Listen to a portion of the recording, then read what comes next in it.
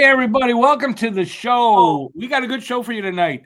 We are going to talk about goaltender interference. Do you know what it is? Because I don't think I do. We're going to talk about it, and we're going to try to come to a consensus of what is goaltender interference. I definitely know the refs don't know what it is. We're going to talk about the New York teams and how they are kind of not doing so well this year. So we're going to talk about the three New York teams, and then we're going to do a quick league overview and talk about what's going on in the league, how the divisions are doing, and stuff like that. And Pucking Around Podcast starts now. Woo!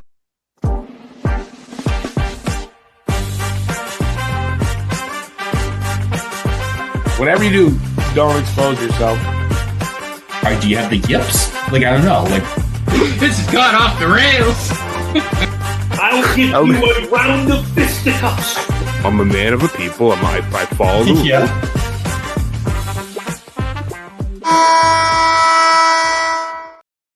Hey, everybody. So welcome in. I'm joined by my cast of characters there. Right on top of me from the Flyer Gonna Flyer Up podcast is Alex Fredette.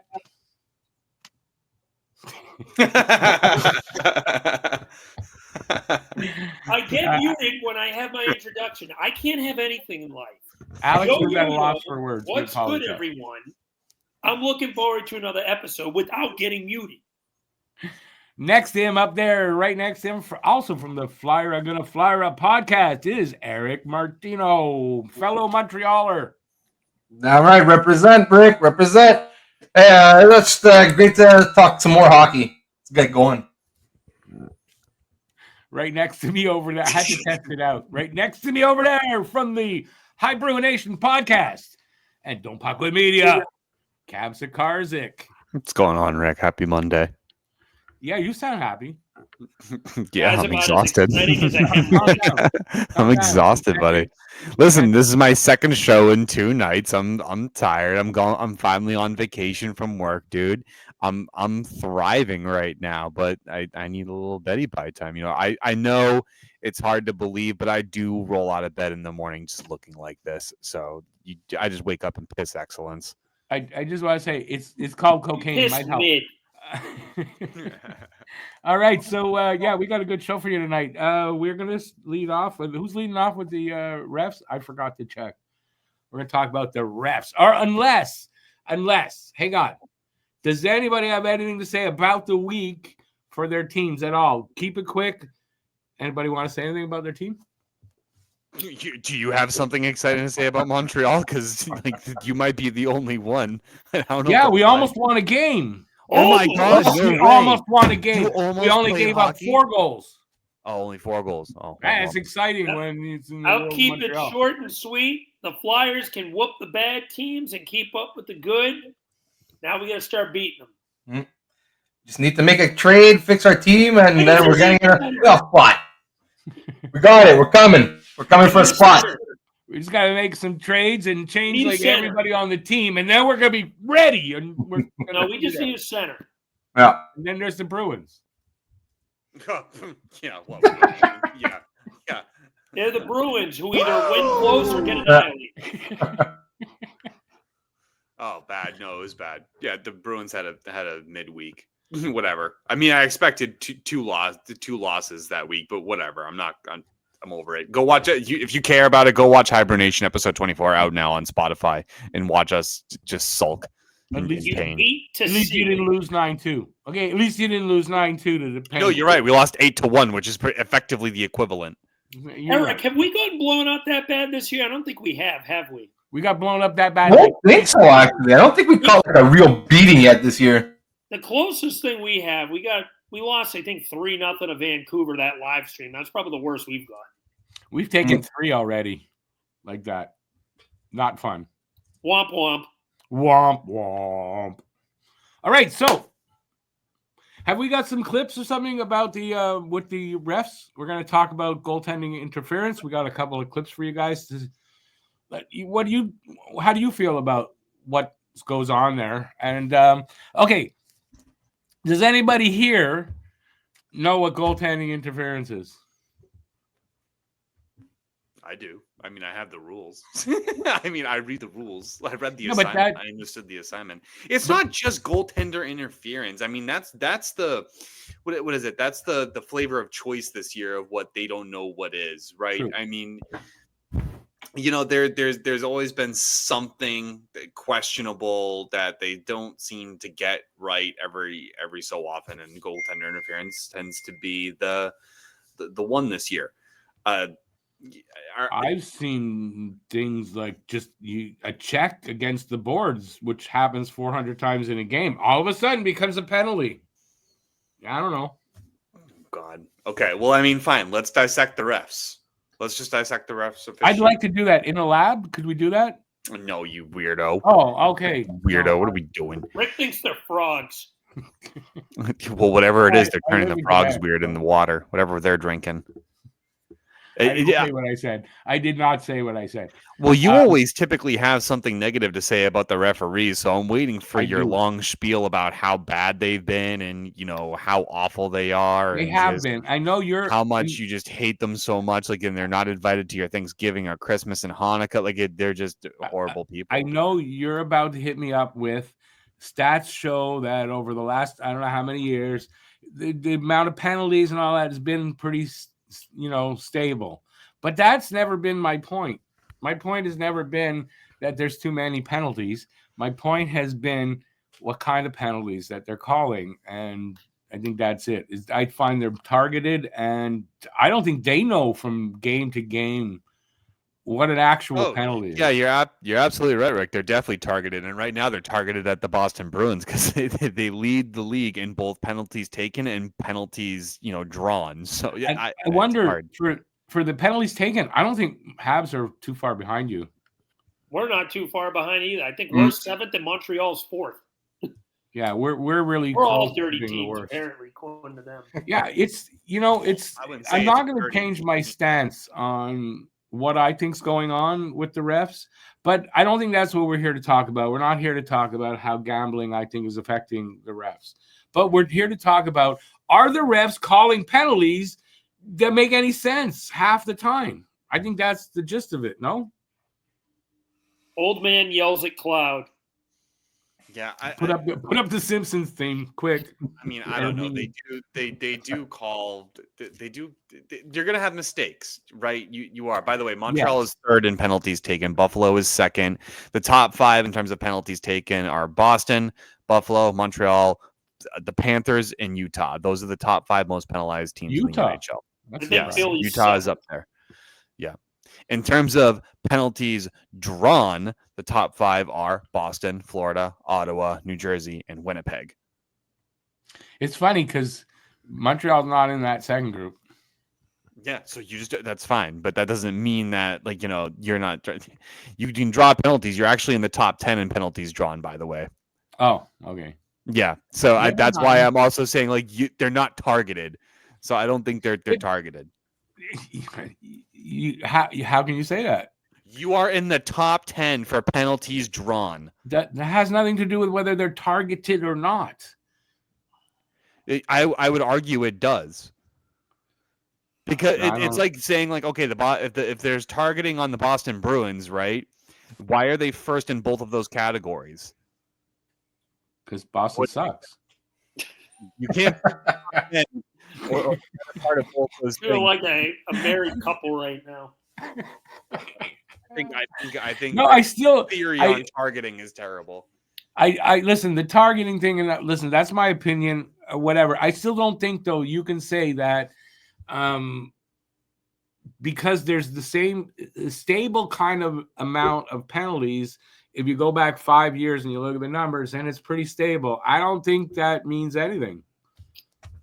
They're not calling. I'll put it this way, then, Rick. Fine. They're calling now. In terms of penalties taken too per 60 minutes, I mean, you're second in the league for that. But in terms of penalties drawn per 60 minutes, you bump all the way up to 4th. I don't see how that affects my argument. I think Rick's argument is the timing of each call. I'm going to say this. I'll say this. In the last 3 years, okay, I've been watching hockey for over 50 years, since the pretty much since I remember starting to watch hockey, there hasn't been a game where you can't say, well, the goddamn refs. But usually it's because they missed a call, which, like you say, they're human. They're going to miss a call here or there. In the last 3 years, there's been a greater number of calls per game where you got to go, what? What? That's a penalty? Whoa. And that's the difference. Now I'm curious as to what do you have to suggest that, because over the last you don't want to know. Yeah, can you give examples? Because over the last 6 years, the NHL has an average of, I think, 3.7 or 3.5 penalties per game on a league average. In 2019 or the 2019-2020 is there season, a stat that says how many penalties per game where the consensus is that was not a penalty? You don't have. I don't think you're ever going to get that, because you're never going to get that. So you're trying to argue my point with something you can't no data for. Well, without data, you're just a man with an opinion. I'm going to tell you that there's there's more times this year than even last year. But in the last 3 years, there's more times where the refs make a call where the writers are talking about it, the fans are talking about it, how bad those calls are. That's not just a human being making a mistake and not seeing something. Isn't this about goaltender interference? I thought it's about officiating in general. I think we were you drove it towards goaltender interference, but the topic was really about the officiating in general. It was the clips I saw that we were going to use that drove me to that. Oh, there you go. Come on, you gotta read, right? You got those glasses, buddy. Come on. What are you saying, Eric? He's coming after both of us. No, I'm coming after you. Eric's a handsome bastard. Glasses. Eric wears glasses. Look at him. Yeah, he looks good on him. I don't know what I'm saying. Oh, it doesn't look good on me. No, he's got the beard that complimented too. Before we started this pod earlier today, I told Cam I'm not talking to him anymore, but you're doing a great job of that. I kind of want to mention something about goaltender interference. Me and Eric actually talked about this yesterday on Flyer, how it kind of feels like they're going back more to a 90s style when it comes to goaltender interference. Eric was the first one to bring this up, that it really just feels like they're basing it on if you got a foot or two in the crease and make even minimal to sometimes even no contact, they're calling this. I feel like it's more minimal. There has to be at least some level of contact. I don't agree with that. But I've noticed that. I've kind of noticed it too now that Eric did mention that it feels like it has segued to the late 90s, early 2000s. Eric, why don't you tell us about what your observation would be on it? Well, yeah, like the best example would be like that TK goal that got disallowed the other day, right? Because he's basically just standing in front of the goalie with like his skate just barely in the crease and like slight contact with the stick, and then they call it no goal. And like the way they've been calling it this year, that's what it seems like. It seems like if you have a foot in the crease or any little part of you is in the crease and you make some contact with the goalie, automatically disallowed. So I think it's a lot, because the last couple of years, there's been that, what's goal interference, what's not goal interference, right? It's like one game, the goalie's getting bulldozed, they call it a goal, the next game, it's not a goal. So I think, I don't know, personally, I think they decided this year, like, if the foot is in the crease and there's any contact with the goalie, we'll just disallow the goal. And that's the thing, is I think the NHL should do a better job of advising teams or even just clarifying the rules, because if that's the case, then that's it. We're pretty much back to pre-2000s hockey, where it's like, yeah, you can't be in the crease. Okay, but wait, you said two different things, though, there. Back in the 90s, when that rule was, you didn't have to have contact with the goalie. If your foot was in the crease, you score a goal, that can be called back, right? Yeah, exactly. It's not the same as saying, listen, if you're in the crease and you bang the goalie, it's goalie interference. Well, no, but my whole point is, like, it's basically almost like that, whereas in you can't have a foot or any part of you in the crease and have the slightest bit of contact. Yeah, no, it's completely different. Like, where before it's like you can have, back in the 90s, right? You had the foot in the crease and then you would score a goal and it would be disallowed, contact and all with the goalie. Right. But still, like, at this point, it's like, even if you obscure the goalie in the slightest way, like because like in the TK goal again, perfect. He didn't even touch it. He basically, the goalie stick touched TK, and it was like, oh, you interfered with the goalie. You were in the crease, no goal. So I'm just saying like that, like, because now it's become like a crease rule, like back in the 90s. No, Or I it's can like agree. I don't know. I'll I agree. don't agree with that because I've No, seen I'll many agree. examples where guys are in the crease, no Montembeau. contact with the goalie. The Bruins. It happened with the Bruins. The It odd That one was where they early in the actually do year. I call it remember back. that one. happened with the Bruins against Montreal. I agree with Eric 100%. Like you're telling me that the goal, like you nudge the goalie's skate, or like you tap the goalie's skate, but you're not even in the crease, but he's in position to make the save, and you're not really interfering with the goaltender's ability to make the save. That's the biggest joke in the world. Like you No, know, it's not. it No, if is. you touch It the really goalie, is. He's in if the position. puck is If coming you're in in and position, you've touched the goalie in any way, that's goalie interference. I'm oh sorry. my god! That's So goalie, if I unless come it's pushed in. if I come fucking flick you on the nose, is that really gonna make you lose your eyesight? Yeah, No, it could. like It's not the point of that. It's the point of that it could, and that makes it interference. But it doesn't though. Your The job is goalie is also to not to determine be did it, impeded like with would it have? in Yeah, his impeding crease. it by what? Like nudging him in the direction of making the save. Awesome. He didn't fall. He didn't collapse. I'm in 100% goalie is- agreement with Eric. The goalie is not to be impeded with when the puck is coming to the goalie. You're not to impede with him in any way. Sure, think I disagree.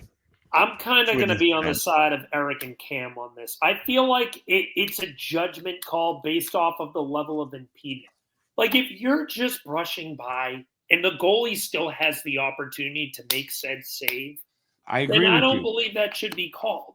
But it's got to be something that you look at. It's like if you like bump shoulders and he moves a couple inches out of the way, all right, yeah, that's goalie interference. But if I'm just coming to place a screen and my skate taps his skate, he moves maybe like half an inch, like Not his even. skate, But he still has the ability to make said save. It's not. But you're leaving that up to the interpretation of the refs, and that's where we get into the What problem. different They is need it to make now? more cut and dried. Yeah, What's the This is difference goalie now? interference. If all this happens, it's goalie interference. Not, well, if the ref got laid the night before and he's in a good mood, it is. And if he didn't, it isn't. Like No, but what's the difference between Rick? Let me ask you, what's the difference between doing that and now? I mean, like it used to be, at least before this year, for what it seemed like, is the goalie able to reset and make a save? If the answer is yes, then that means it's a good goal after the contact. So I then agree with you. why, if I'm lightly tapping and the goalie doesn't even move, that's Eric's point. The goalie's not being moved. Nothing is turning the goalie around. Nothing is tapping it. So then what really is he interfering with? I agree with you, but again, it leaves it up to the interpretation of the ref, and that's where we get It's into already the up to the every penalty call in the rule book. It literally says up to the NHL referee's discretion, and it's a problem. It doesn't just say if this is what it is. It just doesn't only say this is what the penalty is and this is how it should be called. It also says, but it's also up to the discretion of the referee because we're humans. I'm going to process a complaint I've had for a couple of years. I put it out there that I think they need to change the rule books a little bit, rewrite these rules so they're clearer and easier either to interpret or have some that are like high sticking. You hit the guy in the face. Look at some of these clips now because we have a couple of examples of these penalties that were called this week where one was considered goaltender interference, one was not. For those of you on Spotify, we won't unfortunately you won't be able to see it, but we'll try our best to explain said video. But those of you who watch on YouTube, you'll be able to at least see said examples. Let's roll the first clip that happened on this. So this game was between the Buffalo Sabres and I believe the Los Angeles Kings. I'm sorry, it's the Utah Hockey Club. I apologize. It's the Utah Hockey Club. And this one, based off what you see, it looked like said defender pushes the forward into the goaltender. If you look at it up here, he's coming across the crease, and he gets bumped by the defenseman, partially impeding with the goaltender. Looking at this... that's not partial. That's not partial. Yeah, I'm trying to... He completely pushed him into the goaltender. We're not going to call that We're not calling that partial, Alex. Go up. And he tried to avoid him. Is the point. He tried to avoid the goalie. He stopped, went around him, then got pushed into him. That's not interference. Well, then you guys would be called then? No, that would be correct. That is not goaltender interference. It should not have been called goaltender interference for the sole sake of because it was called goal. It was called a goal. It was kept a goal on the ice. Sorry, I had a moment where I needed to think about it. but that was a good goal on the ice. That was Okay. called a goal on the ice, and that stood. Right. Here's the one. We're going to watch it one more time. Oh, okay. There we go. Now we're going to play the one that was called goaltender interference. Similar play. This was between the Ducks and I think it was Calgary. Just a quick point, Cam. You keep calling that one a goal. the puck never went in the net. That's what I thought. I believe they called it. Yeah, the puck did go in the net. Oh, it was the second shot? Yes, it was the second shot that puck did end up going. It did go in the net. It went to the defenseman, and the defenseman shot it in from the net. Yes, it was a good goal. Okay. You're arguing with me here. We're going to move on. Arguing with you. You know that. Well, it's easy because I win every time. How's Ovechkin doing with Gretzky? That's elder abuse right there. It is elder abuse. Yeah. I love you, Rick. Let's take a look at the Ducks game. You win every time, Cam. Jacob Nordstrom says hi. So does Martin Natchez. Yeah, I didn't say I win every time either. All right. So this is the Ducks against Columbus. I believe it was Mason McTavish is making a play towards the net. He shoots the puck. It goes into the net before any form of contact is made by the Columbus Blue Jacket defending player. And, then McTavish with the goaltender based upon the contact from the Columbus Blue Jacket player. Similar situation to in Utah. That goal got taken off. That's ridiculous because that's not goalie interference. It is literally the same situation. It is the same. That goal count? The puck was in the net. Nothing happened. Puck was in the net. Then something happened. That's not goalie interference. It's after the fact. Now, did he get called? Wait a minute. Was a penalty called prior? Because it looks like the ref's arm goes up before the shot was taken. Puck was. He was calling the goal. The ref's arm was up. No, doesn't the ref push his arm forward when there's It's after. Didn't they count that goal but gave McTavish a penalty afterwards for the hitting the ref? No. I'm pretty sure there was 1-0 that made the game 1-0, and then taken off. Columbus tied it on the power play. No, the goal was taken off. That was a goal, though. That was a goal as clear as day. Oh, for sure. I believe so. Yeah. So, with that being said, guys,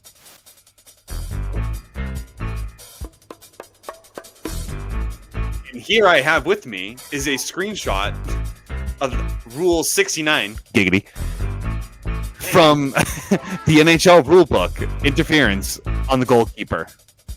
All right, guys, someone talk to me about it. If what the a fuck is it? speaking player has been pushed, shoved, or fouled by a defending player so as to cause him to come into contact with the goalkeeper, such contact will not be deemed contact initiated by attacking player for purposes of this rule, provided the attacking player has made a reasonable effort to avoid such contact. Well, I don't see how could he make an effort even? He was pushed right into the goalie. He got cross-checked into him at that, to be honest with you. Right. So then why was one counted and then the other did not? Okay, I'm going to ask this question. The first game was which two teams? Utah and Buffalo. Okay, two shitty teams. Is there a favorite in that game? I don't know. Oh, here we go with the gambling crap. Oh my God, in this last one, who's the favorite team? Columbus, because they are higher up in the standing than Anaheim. Oh no! Whoa! Okay, hold on. Utah. Hold on. The Ducks and Columbus. They're two shit teams. Now, mind you, Columbus is dealing with a very tragic loss of what happened over the summer, but we cannot say that is what happened or that's the reasoning why. You can't say that. That's just disrespectful to Johnny. My opinion. I think that's disrespectful to Johnny. So the Columbus goal counted. I didn't say anything about. Yeah, I'm telling you that Columbus goal counted. Well, apparently at that game, that McTavish goal counted. Oh, fine. They must have called goaltender interference after the fact. But they gave McTavish a penalty for hitting the goalie after the goal, and that's what was the uproar because clearly Provorov shoves him right into the goalie, right into him, yeah, like right there. That's the better nothing argument. McTavish can do. There's nothing McTavish can do there at all. That should have been called. So No. that penalty. So then, fine. I'm sorry. The goal counted, but the penalty was still for goaltender interference. Which is how does that Which is happen? nuts. Even how does that goaltender interference? Yeah, especially when That's he's the point, Rick. How the fuck is that goalie interference? I don't know. There's so many calls these days that I shake my head and I don't understand how that call was made. Yeah, they really like called you that. clearly see Provorov push off into McTavish's backside and like fling them right into the goalie, but let's call goalie and it makes no fucking sense. People were saying it's because McTavish leapt. I'm like, yeah, but he tried to probably leap out of the way. Like, you know what I mean? They thought he embellished it. Oh, there's no way. Like, embellish what though? Like, it was a legal hit. Maybe that's what they argued. I don't know. He got thrown into the goalie like that. I don't think that's on him. Like, you clearly see McTavish try to avoid the goalie, and then Provorov just like hits him in the back. Like, what do you want the poor kid to do? Like, what do you want him to do? Seriously, what do you want him to do there? Pushed. He can't try to get away. He can't try to move out of the way. What's he supposed to do? He's in the air. Right. Yeah. Figure it out. I don't know. Whatever. But that was this week's episode of the People's Court. Calling it that. What is really ripping that off? What is goaltender interference, and how bad are the refs this year? You be called the kangaroo court. Yeah, the kangaroo court. Oh my God. Yeah. I don't know. I don't think that should have been a penalty. I mean, the goal was allowed as it should have been. And the goaltender, like the non-call in the previous play with Utah, also a good non-call. They're getting knocked into them. I don't know. They both should have been goals with no penalty. I think we can all agree. Yeah. Yeah. You're otherwise you're getting soft. You're getting really soft. Like, I get it. You want to protect the goaltender. They already get enough shit. You already get shot at, like, with pucks coming at you like 75 plus miles an hour. But at the same time, like, if it's my own player hitting another player into me, who am I going to fault? Am I going to fault the player that was going to try to avoid me, or my own teammate that caused it to happen? In my opinion, the defenseman should have got the penalty. Oh, for sure. That's not a penalty. No one should have got a penalty. No one should have had a penalty. But if anyone should have got a penalty, the defenseman that pushes him into the goalie should get the penalty. Is what I'm saying. No one should get a penalty. If someone's going to get a call Provorov for cross-checking. Sure. Right. I'll agree with that. I'll contest to that. All right, let's talk about New York. Which one? The shit bums. The shit bums. Well, why don't we start with why don't we start with the biggest fall from grace in the form of the New York Rangers, who are 3, I think, and 7 in their last 10. In their last 10. 13. Yeah, horrible. Well, let me ask you guys this. Did anybody think after they traded Jacob Trouba that was going to solve their problem? No. They actually stem much further than Trouba. That was just them trying to send a message that went absolutely nowhere. There's a rumbling that a lot of players are extremely dissatisfied with how they handled not only the Trouba situation, but the Barclay Goodrow situation. And it seems like the players are not comfortable playing in New York right now. You're absolutely right. That is 100% accurate. Because they basically said what was it? The GM came out and he said, I'm taking calls on anybody. He said anybody. Yeah. With the rumors with Kreider, Kakko, Trouba. Who else are you going to sell? Lafreniere? Or Lafreniere? Zabinajad? Like some what kind of a message does that send? There's 2 guys actually 3 guys I don't think they'd want to trade. Panarin, Fox, and Igor. That's it. I bet you anyone else is up for grabs in that organization. Here's the big issue. Not after that signing that Igor just had. Happened? Yeah, so he's not going anywhere. But what happened there? This was a good team. What happened to it? I think it started with that Goodrow, the dirty move they pulled on Goodrow, and the players like, whoa, Drury's doing this to him, and a lot of them. Mika Zibanejad was fucking terrible in the playoffs, and no one wanted to talk about this. And Kreider started lagging a little bit behind too. That is kind of after effected into the regular season. Kreider hasn't showed up. He has 11 points right now, 10 goals and 1 assist. Cabo Kakko. You drafted this guy 2nd overall. When's he going to break out? 4 goals, 10 assists. He's got to be on the move somewhere, and it's not all his fault. I'll give one other Coaching player that issue. probably would be unmovable. It says Lafreniere. I don't think they'd want to move him. We just But- signed him too. It's a big Yeah, deal. exactly. Mika Zibanejad, for what they signed this guy, he has 21 points, which in retrospect isn't terrible, but he's so much better than what he has shown right now. He's got 6 goals on the year. Scott Lawton has more goals than him right now. Scott Lawton. So there's something wrong in the room there. There's got to be something wrong. You think Laviolette wore out his welcome out? Because I think Laviolette. Listen, I love Lavi. I loved him all the way dating back to his days he's here. got a He shelf won a cup life, in Carolina. But here's the thing: Lavi is a very short-term coach. Right, He he's was got a a shelf short-term life. coach in Nashville. He was a short-term coach with the Capitals. He's an even shorter-term coach now in New York. The game has passed by him. I love Lavi. He was a very offensive-minded coach back then. But when you're not scoring with a Laviolette-led team, he's useless. Because Laviolette doesn't preach defense. You need a modern-day coach. On the forecheck, tries to get you on the dump and chase and beat you up against the boards. That's Laviolette-style hockey. And when that's not working, you're not winning with him. Yeah, you need a modern coach. You need a modern style because the game is moving in a different direction. And that's what I thought was bad about Lindy Ruff getting, the job in Buffalo. And look how that's working out over there. We'll talk about Buffalo in a sec because I got plenty to say about them. No, in 11 years, the Rangers have been through 4 coaches. 4 coaches in 11 years. Alavignon. Tortorella. They had Alavignon. It was Alavignon, David Quinn, Gerard Gallant, Peter Laviolette. Oh, that's right. Greg Gallant and Peter Laviolette. You're right. So, I mean, that's not terrible in terms. That's a coach every 3 years, but when you look at it in that way, that's pretty bad. It's not horrible, though. I mean, when you look at the average lifespan of a coach nowadays, that's about what it is 3 to 4 years. No bullshit.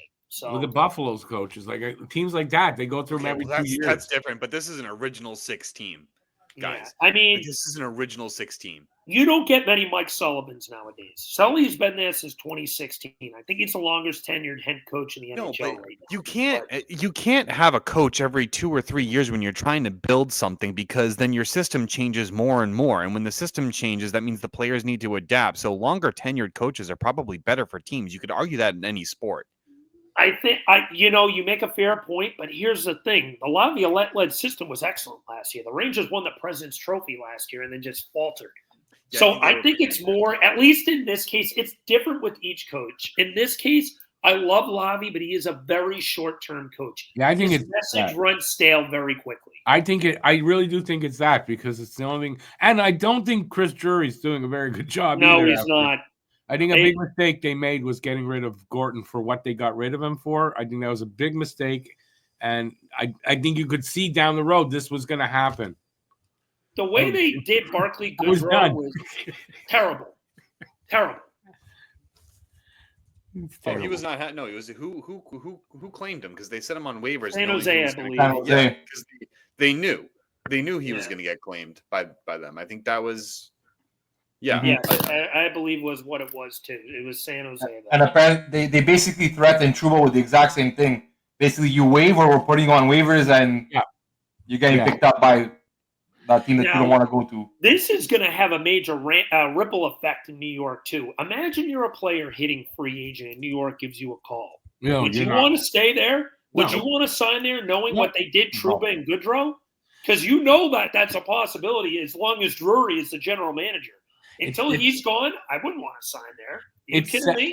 It sounds like it's like the same thing with Anaheim. Anaheim, very much the same thing. The coach apparently screams at everybody. It's horrible, and the management's not doing anything. And players don't want to go there to the rink every day. Sounds like maybe New York's getting a piece of that. Yeah, Eric, what do you have to add on this? Well, look, you know what?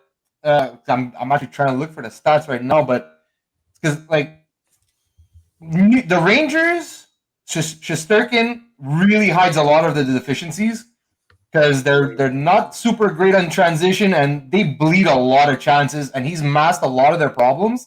And look, I'm not saying I don't want to take that away from what's going on in the room or anything, because I'm sure these players are not happy right now with the situation. They see what happened with Goudreau, they see what happened with Trouba. But look, like you said, Zibanejad last year in the playoffs was invisible, and he's terrible this year. and he's their number one center. He's signed long term, so I don't know. I think it's a lot of it also is like a mix of the players that they have. Like, look, Kako's not panning out. Lafreniere finally is coming, but like, oh man, I'm blanking on his name. Riley Smith that they picked up, he's done absolutely nothing also. So look, I think it's a team that right now they're just in shambles with everything. Like they're not playing sound defense. There's problems in the room.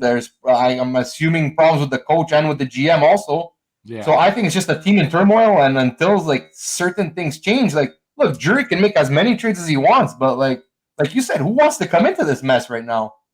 I wouldn't. And trading away your captain, I can't think that Jacob Trouba wasn't a popular guy amongst his teammates. You think? So you trade that guy away. He's your captain, big leadership out of the room. I think Drury. They got to start by replacing Drury and go from there. If you ask me. Well, one thing that I had heard though, I forget which. It was either 32 Thoughts or one of which. Or I think it might have been Saravalli. I can't remember which one. But apparently, in the off season, they had told Trouba because they tried to move him in the off season, but he wouldn't waive.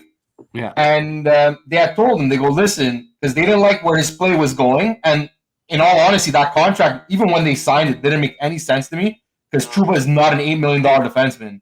Like, at all. He's maybe 5 to 6, maybe at best. So, like, basically I told him, he goes, listen, if you don't improve, we're going to try and, because his modified kicked in after July 1st. So they told him basically, look, if you don't improve, we're going to move you. And so that's why I think after the slide started, he was like the first domino to fall. But again, how's that supposed to sit in a room? Like you basically did that to Goudreau. Now you're telling Trouba, listen, if you don't get better, you're out. So that's why I think it's management. You got to start with Drury. He didn't. Whatever happened, he didn't do that very well. He didn't pull this off very well. And when you do that, and you go from a team that was, the number one team in the league last year to what's happening with them now, I think it's going to cost you your job. If he doesn't get fired before the end of the season, he'll get fired in the offseason, in my opinion. Now, let me ask you this. With the way the Rangers are right now, if you had to guess, do you think this team's making the playoffs this year? God, no. There's a lot of hockey left. They have time to turn it around, but if they keep going like this, no. Are they out of the playoffs now? They're starting to fall behind pretty quickly. So it's like I said with Nashville, thank you. You can't fall too far behind right now. Like the points are so tight. You can't just go on a major losing streak because then you're going to lose your footing. Now they're within a point of a wild card, so it's not like they're completely out of it. But if they continue to collapse in the way they do, and other teams continue to perform the way that they are, then I don't see it. You're 8 points out of the third place in your division, so that's 4 games, and Carolina's played as many games as you, and you're 13 points from the first place spot in your division. There is a lot of hockey left to be played, but if they continue to go on these streaks of going 3-7 or going negative weeks for a little bit longer period of time, they're screwed. Yeah. The Rangers are fit right now. Let that sink in. They're fit. Even no one had that. Yeah. No one had that on their bingo card. I had them going to the finals. Better than the Rangers. Yeah, I had Nashville. I had Nashville going to the finals. So how do you think I feel? So you don't count. We should. I originally had the Devils in the finals and swapped it to the Rangers. I'm so pissed I did that. Well, to be fair, I did say that when I put the Nashville Predators in the finals, just because I would love to see Nashville win a cup, and that was pure. There was no reason for me to pick that. That was just pure because of fan service for those out in Nashville. So you're welcome, Nashville fans. But I hate myself as a hockey analyst for even saying that. So we all make mistakes, Cam. Yeah. Yours was H's. Yeah, and yours was Markstrom and Rempe. So we all make mistakes. I never commented on Rempe. I don't even know what you're talking about. No, the argument with Rempe that me and you had was the length of punishment and whether he deserves to be suspended, not his skill. Oh, he did, but that's besides the point. But you acknowledged I won that argument. See Sin Bin episode 3, the Matt Rempe debate. I don't think it was ever not. But just to say, Cam, man, the Predators are basically the Rangers' next opponent on the 17th. Okay, Oh my God! We So- may have to live So it's stream. shit. It's shit versus shit. Battle of Let's, me. So let's if have they- a battle of the dog feces, dude. Like The one's gonna battle of have a giant cow turd, and then the other one's gonna have I don't know. It's gonna be If- awful. If they can't win that one, they play Dallas next after that, then Carolina, New Jersey, Tampa, and Florida to finish the month. Bye. Tampa, they should be able to win too. I mean, I'm sorry, Tampa. I don't know how they're holding on. I think it's the same situation as the Rangers, and I don't mean to digress too far away or from the Rangers discussion, the New York discussion, but Tampa's also being held up by Vasilevsky and Hedman. Like they're hiding a lot of stuff. So Didn't Tampa just put up 8 goals the other night? yeah, I'm telling you, it's being hidden. Like They're getting carried by their top players, but like Yeah, Yeah. that I think I he can has- agree with. Their Yeah, top they're- end. Kucherov, Hedman, and I think Point and Point. Gensel are carrying that team. So They don't please, have the depth they used to have. Not No, to go not at off all. topic, but you're absolutely but right. their top players are performing. But They that's do not have depth. not to get. I will say Hagel's been a nice surprise. Braden Hagel's been a very nice surprise. Okay, we're diverting here. But that's not to But divert yeah. away from New York. But yeah, I agree with Eric that if you can't string at least a win against Nashville, I mean, you have a very tough schedule coming up, and I don't see them winning against Dallas with the way they're playing. I don't see them beating Carolina because Carolina's is playing very well. They're kind of mid, I think, right now. I think they're in their last 10, they're 5-5, so at least they're even. I don't know. yeah, New Jersey won't be a walk in the park either. You know, New Jersey's Nope. always going to be hyped up to play the Rangers. So enough Nope. said. New Jersey's 6-3-1 in their last 10 too. So it's just they have a tough schedule coming out. So A lot the of Rangers. A lot of teams have a tough time at this time of year. If the Rangers, it's good. This is a make or break time of year. I know for Montreal, they always go on some kind of a thing where it's a make or break their season. That's what sounds like to me for the Rangers. If it goes bad, their season could be shot. It's just in general, Rick. It's not just the Rangers. I mean, if you look at the Penguins are 1 point away out of a playoff spot. The Islanders are 1 point away. Columbus is 3 points away. Detroit 4, Buffalo 6. You're only 7. It's the points for wild card spots right now are relatively tight. Right. Except So for if they have two or a three bad, teams. if they have the bad swing here now, they could literally. That's it. That's their season. Yeah, that's Yeah, what that's I was what saying. That's what I'm saying. That's what Yeah. I'm saying. Okay. I was agreeing with you. So there you go. I'm older than you, so I'm right. We'll save Alex's favorite team for last. Let's touch base on the New York Islanders, the OT Merchants, because that's what they still are. They have 7 OT losses. They're 12, 13, and 7. And this is my argument of why this league needs a 3-point system for every game if we're going to include overtime losses. Because teams like the New York Islanders, who's going to probably lose 15 or 16 games in overtime yet again, are going to end up finding their way into the playoffs or at least battling for a spot where they're boring-ass 2-1 games that they lose in overtime. That team is the most boring freaking team in the league. Lou needs to go. Yeah, but it's Lou. It's like the Devils used to be. They were a horrible team to watch a game because they trapped everything, so it was a boring game. God, it's a Lou the Lamoriello neutral team. Trap that they do that makes you want to friggin' throw a brick at the TV. That's Lou Lamoriello. That's his my kind God, of that needs to listen. You can't do that and expect to succeed in today's game with how much speed and skill there is. And the Islanders have nothing minus Cole Eiserman really coming up in the prospect pool. They really don't. That team just loves to live in mediocrity and try to dilute themselves. They're honestly the Pittsburgh Penguins, except without all the winning that they had in the past, since the 80s at least. I feel so bad for Ilya Sorokin, Patrick Roy, Matt Barzal. I feel so bad for a lot of players on that team. Oh, Horvat. I feel so bad because it's not even their fault. They just, I think it's the organization. Terrible. But I will say one thing. Anders Lee has found his game again this year. That is one guy I was very overly critical about, and he's found his game again this year. So yeah, I had that. I had that coming. He had a good season coming after his injury. And he was bad last year. I thought he was done. It was a year removed from his injury. Yeah, you got to give him some credit there. I think he was sidelined for pretty much a year, so you got to give him. Like if Gabriel Landeskog comes back and he has a mediocre year, you really gonna fault him for that? Like he's been out. I think it's a little different with Landeskog. He was out 2 years. He's up there in age. So wait, how come Kirby Dach gets so much? Why do you think I asked? I would love to grab him in a trade. Oh yeah, because he's got the same thing. He's got a little bit longer, and I don't know why your fan base is turning on him. So I'm not saying Kirby Dach doesn't deserve some time to get a look. I'm saying Kirby Dach is also huge. He's injury prone, so you also have to take that into consideration. And if you're saying that he's not, I think you got another thing coming, dude. Like you're nuts. What do I have coming? I want to know what is that? You got to look at that, dude. If that's your future second line center, and he's gonna be injury prone, you got to be smoking some serious. I kind of changed on that he like I did an article about it that I don't read it. Think that's the last one I put up there. Pretty much said if he doesn't show I post the shit. I don't even read it. Yeah, I don't. What a friggin' great editor! I know, asshole, right? I expect that. Yeah, you're the editor. You're the editor. You're supposed to read them. Can't even proofread the mistakes.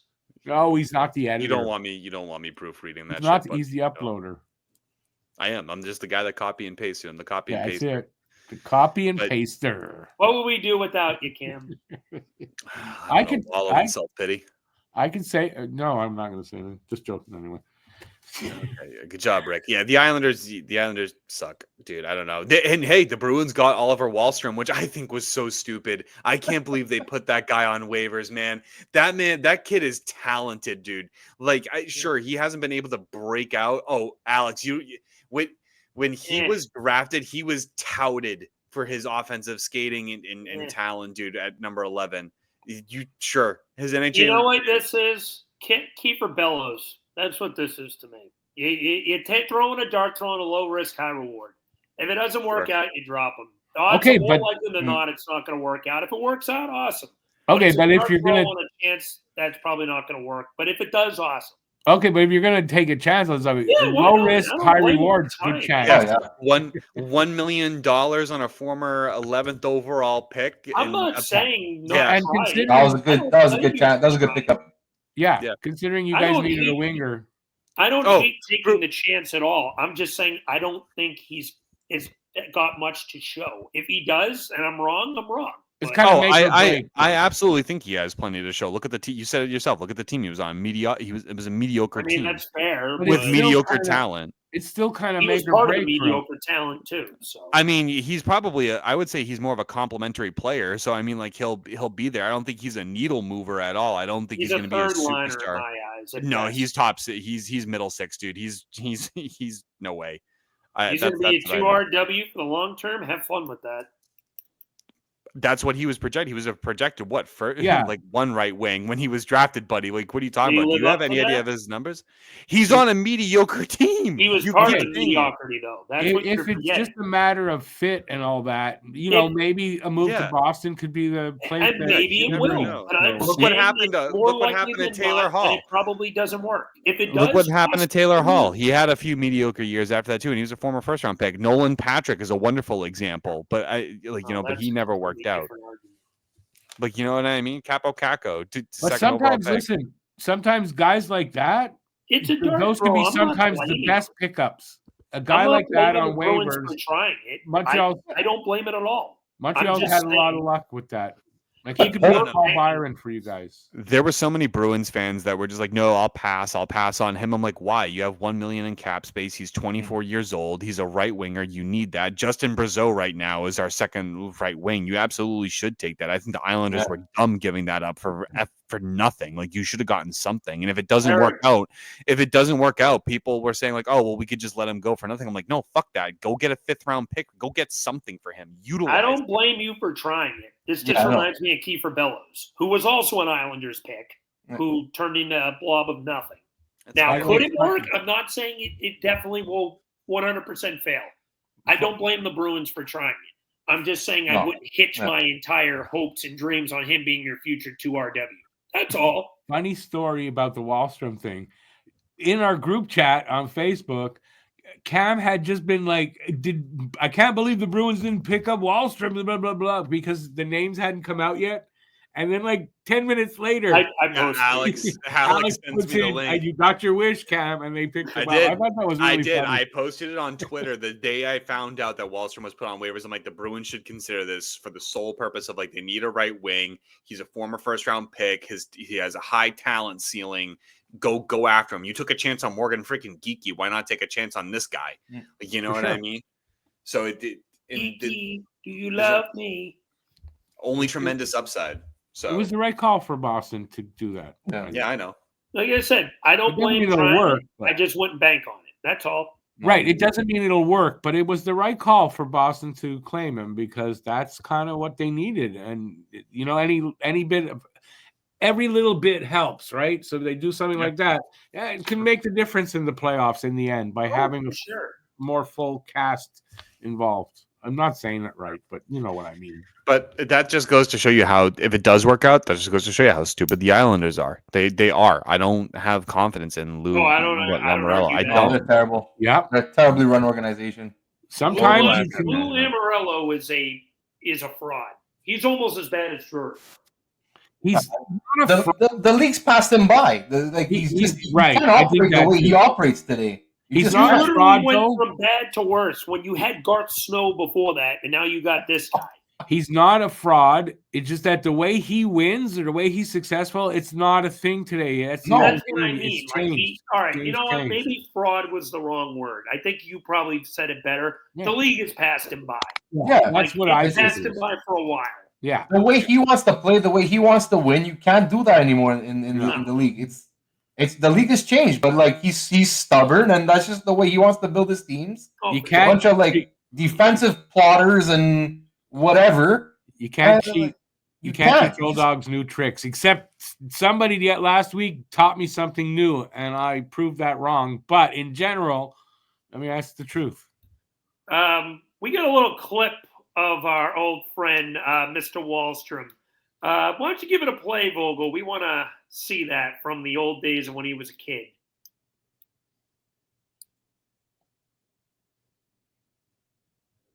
Never forget that, because that was sick. I will give him that. That's pretty sick for a kid that age, eh? Baby Wahlstrom doing spinneroonie stick shots from the top of his stick. I have to acknowledge. He had no clue what's going on. Listen, there's a lot of guys around that are talented like this kid, but there's a lot of guys like that, and they just don't seem to make it. So we'll find out. I think it's a make or break thing for him. He's kind of got to make it there in Boston. Yeah. Now. Keeper Bellows. That's the way. Maybe that's the motivation this kid needs. Sometimes, you change the scenery and you get desperate. You got to make it, and that might be what he needs. He grew up a Boston Bruins fan, so. Oh, look, hopefully it works out for him in Boston. Like, I wish the kid the best. Yeah. But just quick on the Islanders. I'm just looking at this is something I've actually brought up before, myself on Twitter, because a lot of teams get shit about their draft and whatever. I'm just gonna roll off some first round picks that the Islanders made. All right. This is good. So you have Cole Eiserman that was drafted this year. Okay, we'll see. Simon Holmstrom in 2019. He's like a bottom sixer right now. Bum. Noah Dobson in 18. Okay, great. I love Noah Dobson. Great player. Bum. But look, you have Oliver Wahlstrom in 18, who hasn't panned out for them. You have Kiefer Bellows in 16. Bum. Us. We know about him. Anthony Beauvillier in 15. Bum. Gone. Yeah. Barzal in 15. Okay, fine. Bum. Josh Hosang in 14. Yeah. Michael Del Colli in 14. 2 bums. Then you have Ryan Pollock. Okay, good player. Griffin Reinhart and Ryan Strome. When you're missing this much on your first round picks, how do you expect to build a team? It's bums. Just a bunch of bums. They're all bums. Okay, but where are they drafting? Were they drafting top 10? If not, you know what? Some were top picks. A lot of them were some of them were top picks. Michael Del Colli was a 5th overall pick. Yeah. That was the worst pick in the last 10. Remember that? when we did that segment? It's not a good average. Griffin Reinhart was a 4th overall pick. Ryan Strome was a 5th overall pick. Okay, but Ryan Strome at least. Strome wasn't that bad. He's fine, but he did nothing for that. There's a few NHLers in there, but no, they missed on way too many top picks. But even man, that pick was so bad.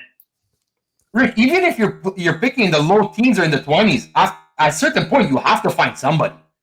Like, yeah, but I'm just saying the percentage of those guys being top players it lessens. So when you're picking 15 and higher, if you get a bottom 6 player, that's actually not that bad.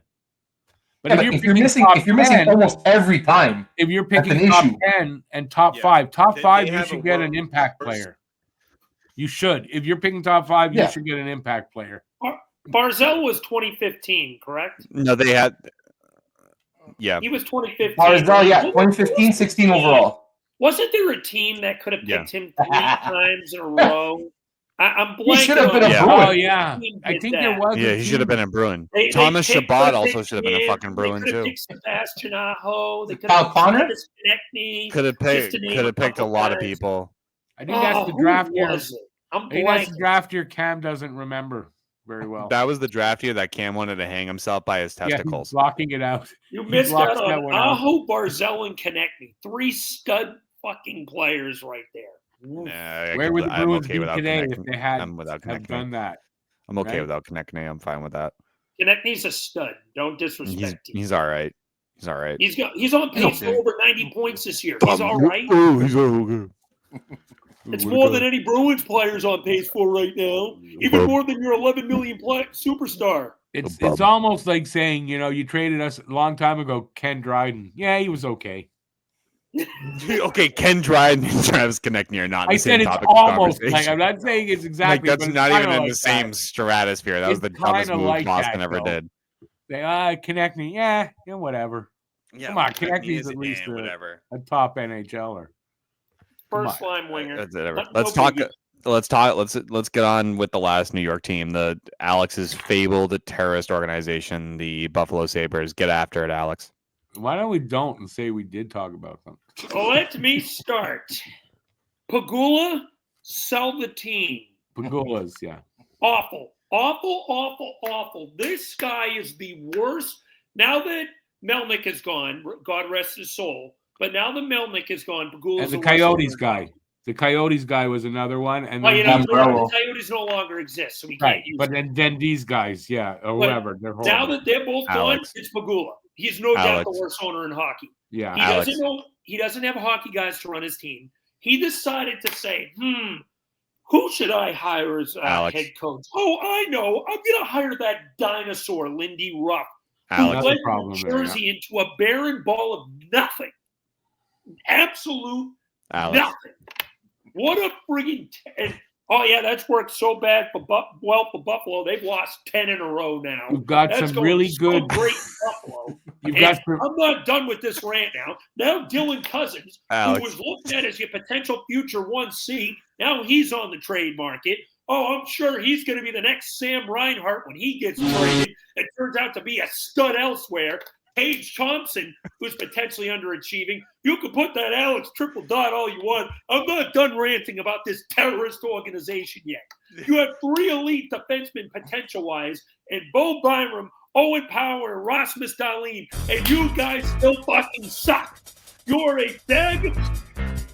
Always been a bag of suck from the New York Jets of the NHL. Stop existing. Pegula, sell the fucking team. They've got a cast of young, really good.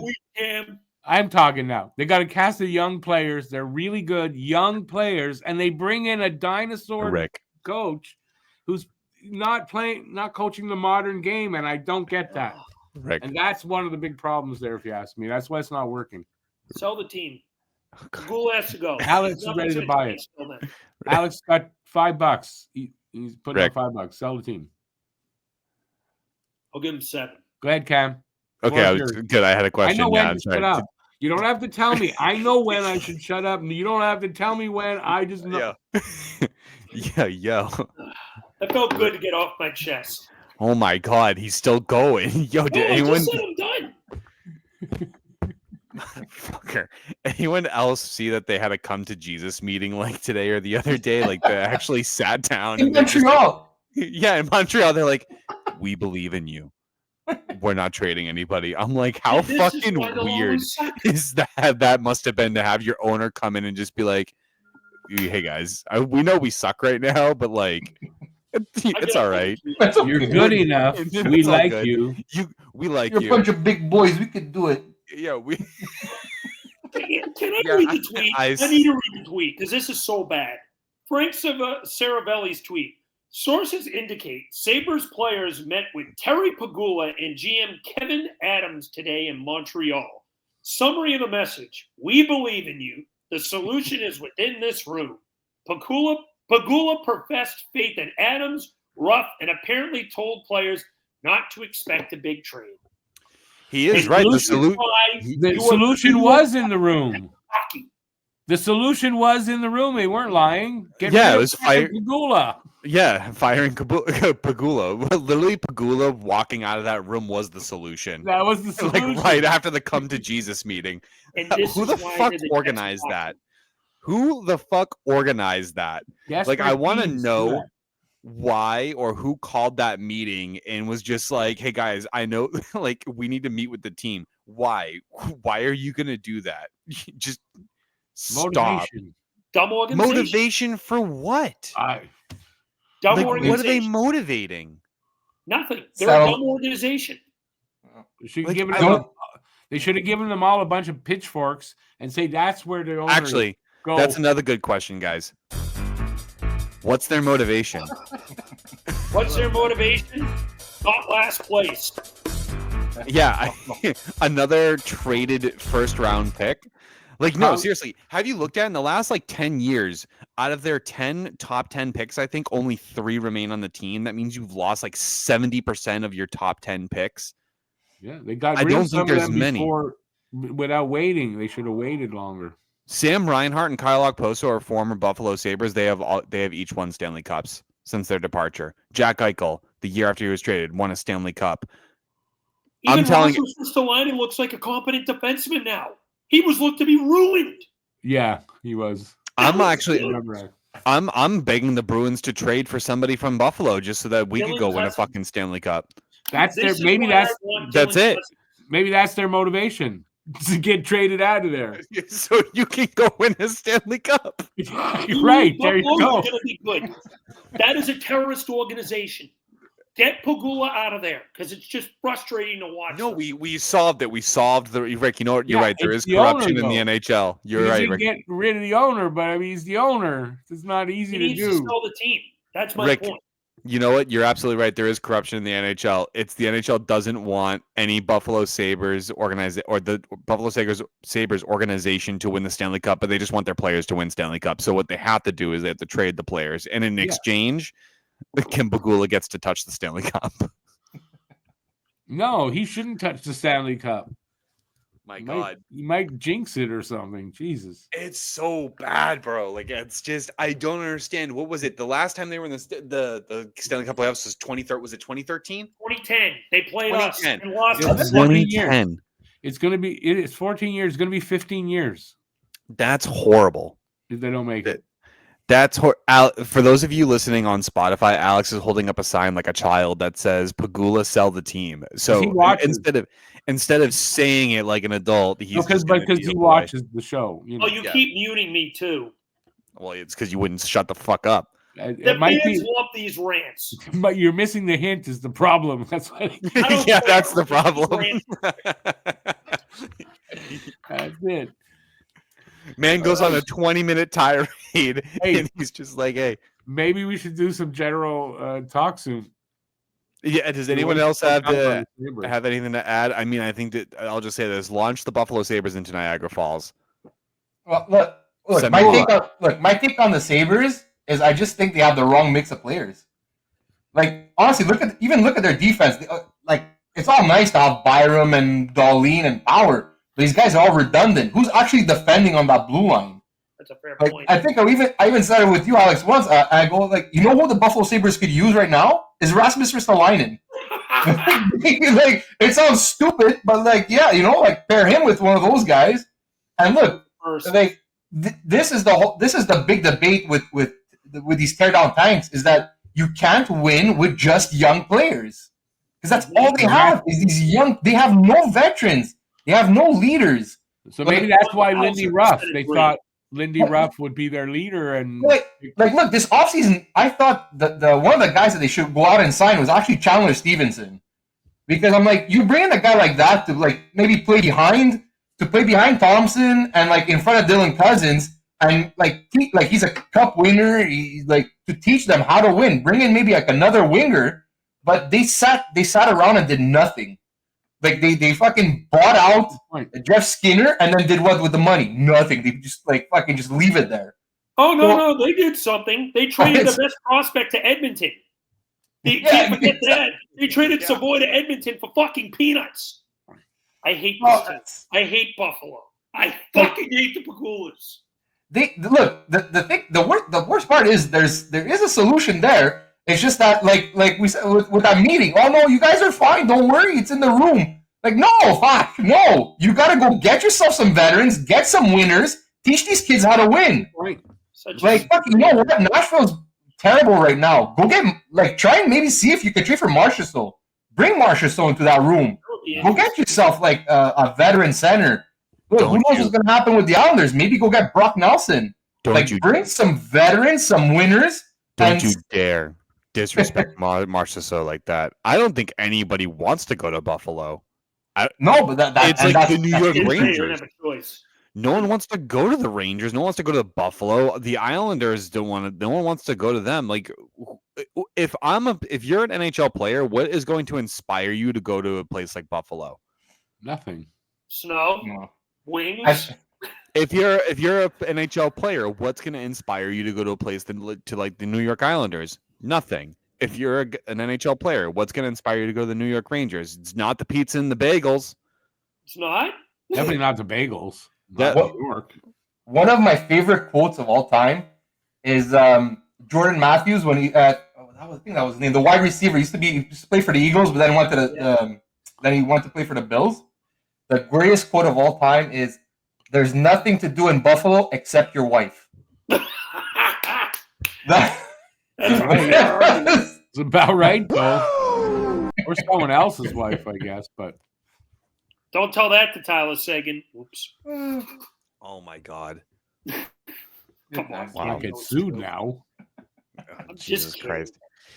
There's really not much of the around the league talk I wanted to discuss. I mean, Washington is still at the top of the league, dude. They're playing out of their effing minds, and they need to be respected right now. That's all I'm gonna say. Like they're Dylan Strome. Holy shit, dude! Like he's having himself a time. It's just crazy what they're able to accomplish right now. He's fit like a glove there. He's literally the new Backstrom. That's what they needed, was a guy who could feed the puck, and he's been a perfect fit. That if I'm Washington, I'm signing this guy to a long-term extension ASAP. Yep, he deserves. He's already signed. How many years does he have? I think he's got at least another 4, if I'm not mistaken. Oh, I'm sorry. I don't know why I thought he had a short-term deal. Disregard my comment then. He's worth it. He's played great. He's going to fit with Ovi for Ovi's remaining years, and then once Ryan Leonard is up, he'll be the perfect guy to mentor. That sounds ominous. He's going to fit with his remaining years. Is he dying? Dylan Strome. Dylan Strome has 3 more years after this year. He's a UFA in 2028. Yeah, at $5 million. Yeah, bargain. Yeah, he's killing it, dude. He's killing it. They just got Lars Eller back too. Like, I mean, they have they're banged up a lot too, but I mean, they're playing. Like Rasmussen Dean's playing, Jacob Chikrin's working for them, John Carl. Like they're starting to look like a very well put together team right now. So I didn't have that on my list. Nope. This year, I thought that they were gonna make the playoffs. I will say that, but I didn't think that they would do it in the fashion that they're doing right now. Yeah, I know. I thought wildcard team for sure, but. And if you remember, when we did the goalie stuff before the season started, Logan Thompson, we kind of all said, we all had him near the bottom. Turned out to be good for them. He's turned out to be freaking good for them. And here's the better part: Washington still has some games in hand against Winnipeg. Winnipeg is at the top of the league right now with 45 points, but Washington's right behind them with 3 games in hand. You know what I mean? To take that with a grain of salt. And Minnesota too. Minnesota's right behind them with a game in hand. So it realistically, any one of those three teams, and I didn't have Minnesota doing that either. I got to give Minnesota my respect because this team, man, Or they're Winnipeg. about to free up $15 million in cap when the Suter and Oh, Parise they're going to be good. That's scary to think about. The first thing they're going to do is lock up Kaprizov. He's not going nowhere. No. There's no way they let him hit free And agents. Faber, but Faber was locked up. Faber will get paid later down the line, but Minnesota's got something going here. Why is Marco Rossi so much in trade talks? I don't get it. He's a legit 1C. I'd love him here, but I don't get why he seems like he's always in the news for trade. His size, he's only 5'9", I think. Yeah. He's still a good player, though. Yeah, but I would think it's got to be size. You can't look at a guy 5'9" and say that's a legit number 1 center. I mean, I guess, but he's a little bit small, and I say that even with Suzuki Alex, being 5'10". I feel like Alex, in today's game, you can get away with being undersized a little more. Sorry, go ahead, Ken. Alex. They're filling out. They're gonna have $13 million in cap next 13. year. I thought it was 15. I'm sorry. No, because they're still gonna owe 1.6 to Sutter and Parise after that. But still, $13 million, and you still have Kirill Kaprizov, for next year at $9 million, whatever. With the increased cap at 92. No. They're just freeing up. They're freeing up. Yeah, no, I get that. They're freeing up that money, and so that's good. That's good money. In terms of like what their projections look like next year, I'd have to take a look at that. I can tell you right now, they're gonna have about $13 million in freed cap next year, and that's not counting the cap increase because they probably still show it as 88 on that, right? Yes, exactly, correct. Yeah. It's not counting any cap increase. So right now, that's what I'm projecting. So they have about 17. They have a couple people they're gonna need to sign. Not big names, I don't think, but. They can add another big name, though. I mean, they're going to add someone. That team's good. Yeah, I mean, they have to sign guys like Marcus Johansson, Marat Kush. Oh God, Kuzmutinov or something like that. Yeah. Yep. Plus, they got to replace Fleury. They're going to need another goalie. They already do. They have. They have Jesper Waldstad. Waldstad. Yeah. And he's already signed too. He's good. He's good. They're gonna need to sign Travis Dermott. They're gonna need to sign Declan Chisholm. I mean, he's not gonna be a lot of money, but John Merrill if they want to sign him. Is Gustafsson their starter? Now that I just thought about it, I think he's got 14 wins this year. Yeah, Gustafsson's playing well. He's a starter, I believe. I believe he is their starter. Yeah. Yeah, but Marco Rossi is probably the only one they're going to really need to sign, and that's probably going to be a $6 million, deal. I would say he's going to get more than that. I don't know. It might be a bridge for that. If you look at like what they need, it depends. Maybe 7. Maybe it's 7. So especially if Garen's not sold on him, I would expect like a bridge, maybe 3 years at 6 or something like that. Because he's got 25. Yeah, he's got 25 points in 31 games, and so you also have to take a look at what Martin H has got and what Seth Jarvis got. Those are the comparables to him, and so I'd say he'll get 7. Again, but that's still $10 million to fill out the rest of the team. That's not terrible.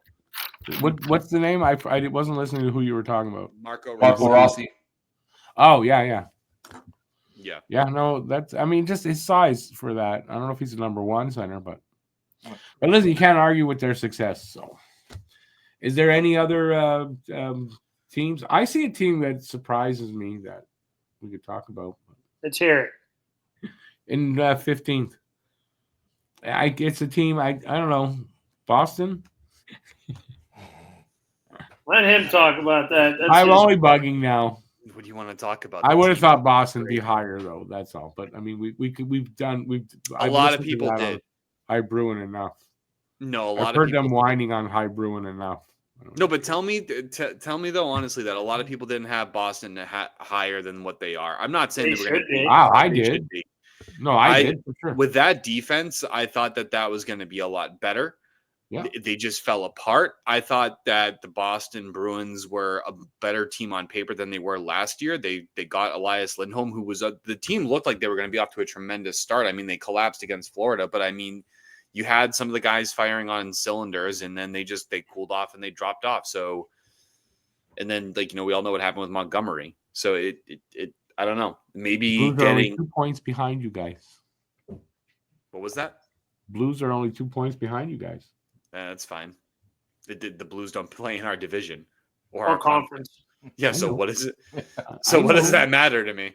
Just But saying. the Flyers I don't are only care. 3 points behind you guys.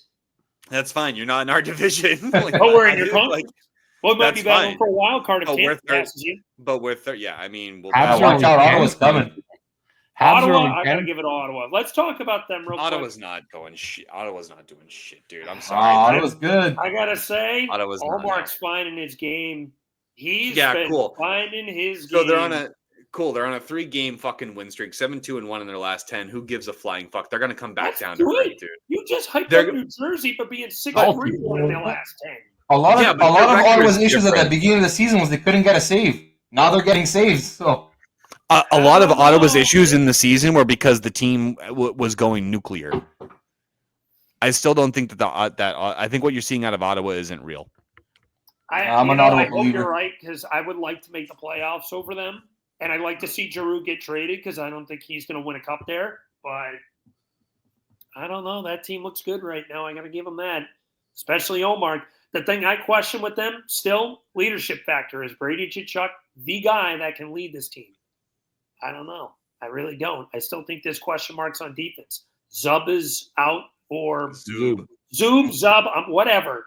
Zub is out still for an extended period of time with a broken foot. They could be looking for defense help, so keep an eye on that. I don't know. Ottawa, I think, could really compete for a wild card this year. Do they get it? I don't know. If they don't that's get another it, team. they Drew. That's another team that could use Ristolainen. He would Yeah, fit they really definitely nicely there.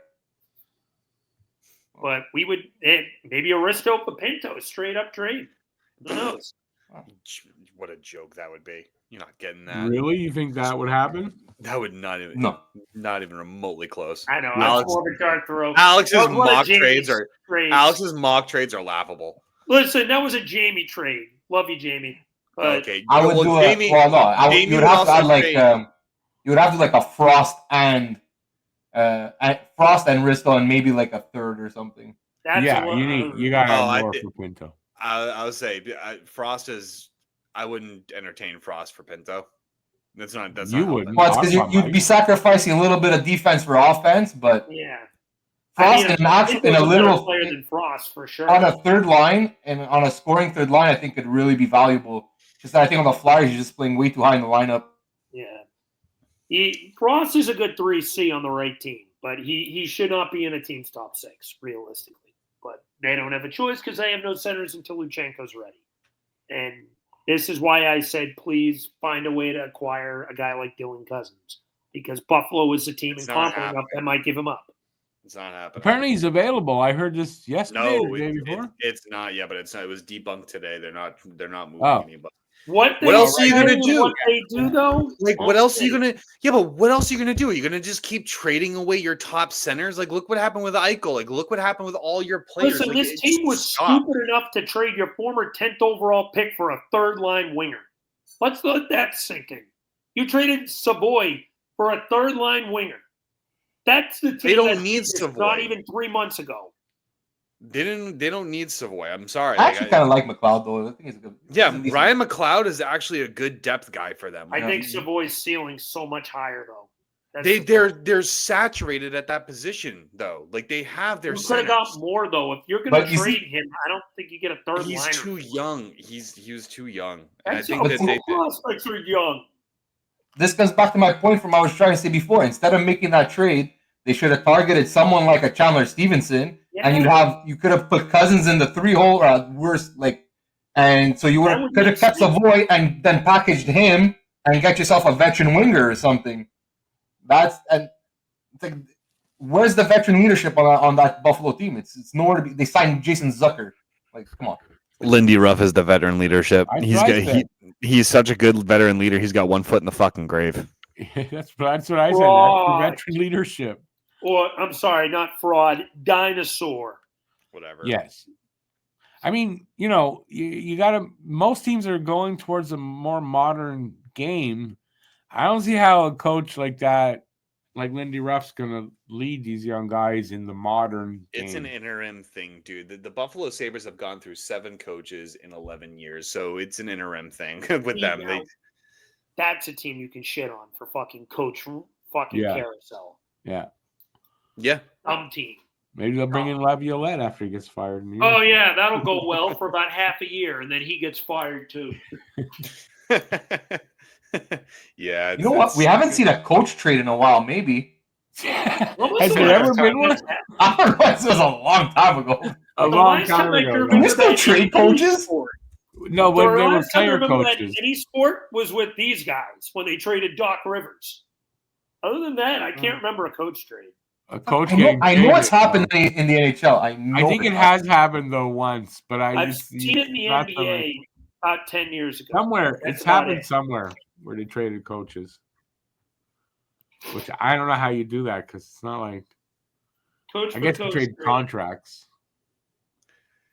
So apparently in the forums, I found that I don't believe so. The NHL, they say no. You can't trade coaches in the NHL currently. Unless they're player coaches, because that's probably happened where. Yeah, I don't think you can trade coaches anymore. I don't think. Yeah, you don't see player coaches anymore. That's the thing. Slap shot. Oh. So that's crazy. Nope. Yeah. Yep. Words are hard. Words are hard for me tonight, fellas. I think Cam just had a stroke. Words are hard. Whatever. I don't know if this is true, but I'm reading here. NHL coaches have been, although it is rare. One notable instance is that in June 2021, when the Arizona Coyotes traded head coach Rick Tocchet to the Tampa Bay Lightning. I don't remember that. Did that happen? No, I don't recall that. No, I don't remember that.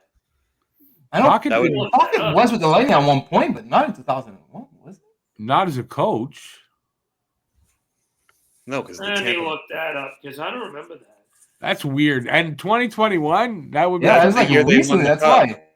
That was the year they won the cup. It didn't happen. No, it was the year they won the cup. It didn't happen. Just John Cooper. Think that happened. That may have just been a rumor to happen. Nope. Right, John Cooper was still the coach. John Cooper was on the team. Right? Yeah, exactly. Yeah. Unless he was on as an assistant. Where did you see that? Wikipedia or something? Somebody just wrote that in there. Yeah, it would have to be just somebody that wrote that in. All right. Yep. I think that's it. I think that's it, fellas. I think so. I think that's really it. Do we want the eye in the sky to take us out? Sure. I think so. Vogel, take us out. Vogel. I think I kind of called on him. He's probably just like, fuck you guys. That wasn't any final thoughts? Final thoughts. No. Oh, I got one. Fuck the refs. Well, that was easy enough. That was easy enough. Let me think. Final thoughts. Yeah, I got one. Please, for the love of God, trade Claude Giroux to a cup contender. That's it. We haven't heard that before. That's like no, not at all. Time I heard that. Well, you know what? My final thought is just live in. Pop. LIVIN. Live in. Keep living, boys. Wooderson. I really don't have any final thoughts. I think we should just fire Alex. No, fire Pagula. Just like Guy Lafleur would say, fire Pagula. I have that Guy Lafleur one back there. Jesus. I've got that Gritty looks like he belongs on Sesame Street. You have to picks it up. I've got the collector. I forgot how much Cam loves Gritty. No, dude. Gritty rubs me the wrong way, dude. I'm pretty sure Gritty would also love to rub me the wrong way. All right, it looks like he would. I will haunt you in your dreams. Just think how big that. Yeah, just think how big it is. I have a Gritty sweatshirt too. All right, ladies and gentlemen, that will do it for the Pucking Around podcast, episode 51. Make sure to check out don'tpuckwithmedia.com for all of our blogs and all the content we have on there. Check out Talking Habs, Flyer Gonna Flyer, and Hibernation. Follow us on all socials. Make sure you like, comment, subscribe. And Yeah, we'll see you next time.